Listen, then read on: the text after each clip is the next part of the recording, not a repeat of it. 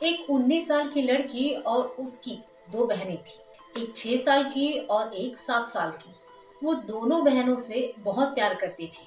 फिर एक दिन वो लड़की अपनी दोनों छोटी बहनों का फावड़े से गला काटकर हत्या कर देती है। बड़ी बहन ने ऐसा खौफनाक कदम क्यों उठाया? जिसने भी इस घटना के बारे में सुना, सबकी रूह कांप गई। तो क्या था पूरा मामला? आइए जानते हैं आज की इस कहानी में। हेलो नमस्कार दोस्तों, स्वागत है आप लोग का मेरे चैनल पे और मैं हूं माही। उत्तर प्रदेश के लखनऊ के बहादुरगंज एरिया में एक लड़की अपने पूरे परिवार के साथ रहती थी, जिसका नाम अंजलि था, अंजलि पाल। घर में इस लड़की की माता पिता के अलावा दो छोटी बहनें और थी, जिसमें एक बहन सुरभि जो 6 साल की थी और दूसरी बहन रोशनी जिसकी उम्र 7 साल थी। अंजलि स्वभाव से सीधी सादी व घरेलू किस्म की लड़की थी। माँ बाप के बाद अपनी छोटी बहनों का केयर वही करती थी। अंजलि की उम्र 19 साल थी। ये उम्र थोड़ी अतरंगी होती है। अंजलि का भी उसी गांव के एक लड़के के साथ लव अफेयर था। एक रोज की बात है, अंजलि के रिश्तेदार के घर में कुछ फंक्शन था, जिसके कारण उसके माता पिता को वहां जाना था। अंजलि के माता पिता ने अंजलि को समझाकर कहा कि हम लोग 3-4 घंटे में वापस आ रहे हैं, तब तक तुम अपनी छोटी बहनों का ख्याल रखना। ये बोलकर वो फंक्शन में चले गए। अब इधर अंजलि अपनी छोटी बहनों को खेलने के लिए घर से बाहर भेजती है, फिर अपने बॉयफ्रेंड को कॉल करके अपने घर मिलने के लिए बुलाती है, क्योंकि वो घर में अकेली थी। इस बात पर उसका बॉयफ्रेंड भी राजी हो जाता है और अंजलि के बुलाने पर उसके घर आ जाता है। इसके कुछ देर के बाद में ही ये दोनों इंटीमेट होने लगते हैं। ठीक उसी समय दोनों छोटी बहनें बाहर से खेलकर घर में वापस आती हैं और आते ही अंजलि के कमरे का दरवाजा खोल देती है।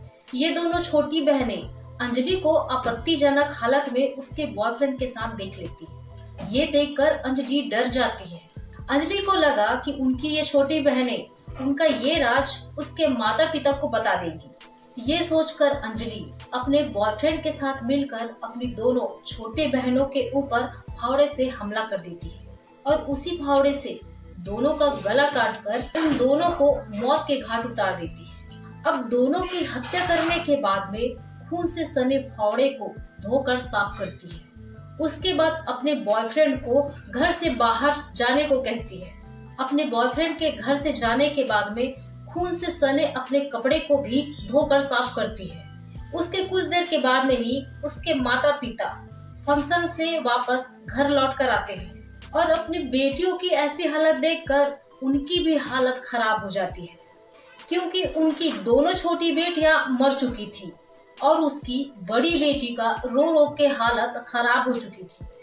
अंजलि के पिता ने इस घटना की जानकारी पुलिस को दी। पुलिस मौका वारदात पर पहुंची और तफ्तीश में जुट गई। पुलिस की नजर पास रखे फावड़े के ऊपर पड़ती है।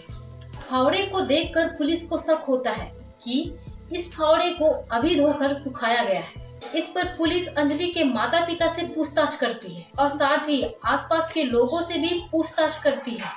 ये सब चीज होने के दरमियान अंजलि बिल्कुल शांत थी, जैसे उसको किसी भी चीज के बारे में पता ही नहीं। अब पुलिस अंजलि को शांत देखकर उससे पूछताछ करती है, लेकिन अंजलि के बयान पर पुलिस को उस पर शक होने लगता है, क्योंकि वो बयान में इधर उधर की बातें कर रही थी। पुलिस को आसपास के लोगों से पूछताछ करने पर पता चला कि अंजलि का पास के लड़के के साथ में अफेयर है। इस बात को लेकर पुलिस अंजलि से सख्ती से पूछताछ करती है, जिस पर वो टूट जाती है और अपना गुनाह कबूल करती है। इधर अंजलि के परिवार वालों को और पड़ोसियों को यकीन नहीं हो रहा था कि एक सिंपल सी रहने वाली लड़की अपनी ही दो छोटी बहनों की हत्या कैसे कर सकती है। जो लड़की अपनी बहनों से बेइंतहा प्यार करती थी, वो अचानक इतनी आक्रामक कैसे हो गई। अंजलि के इस बयान पर पुलिस कार्यवाही करती है और उसको मनोवैज्ञानिक चिकित्सक के पास में लेकर जाती है, जिससे पता चला कि लड़की अंजलि मोबाइल की आदी थी। वो अक्सर अपने मोबाइल में सेक्स और अपराध से संबंधित वीडियो क्लिप देखा करती थी, इसलिए उसके लिए ऐसे अपराध को अंजाम देना कोई बड़ी बात नहीं थी। अंजलि हालांकि देखने में सीधी सादी थी व स्वभाव में भी सीधी सादी थी, लेकिन मोबाइल के कारण उसके माइंड में ये आपराधिक प्रवृत्ति पनप रही थी, जिसके चलते ही ये घटना घटी। तो ये थी दोस्तों एक साधारण सी दिखने वाली अंजलि की असाधारण सी कहानी। अभी के टाइम में हर किसी के पास, चाहे बड़े हो या छोटे बच्चे, हर किसी के पास में मोबाइल है। और हो भी क्यों ना, आज का जमाना ही इंटरनेट का है, आज का डिमांड ही है मोबाइल और इंटरनेट। लेकिन इस इंटरनेट की दुनिया में कई ऐसी चीजें हैं जो अच्छी भी होती है और वही कुछ बुरी भी। तो हमें चाहिए कि अच्छी चीजों को ही हम कैप्चर करें, ताकि हम अपराध की दुनिया से कोसों दूर रहें, और अपने बच्चों को भी ऐसी ही शिक्षा देनी चाहिए। तो आज के लिए बस इतना ही दोस्तों। मैं आपको मिलती हूँ मेरे नेक्स्ट वीडियो में एक नई कहानी के साथ में परसों रात 8 बजे।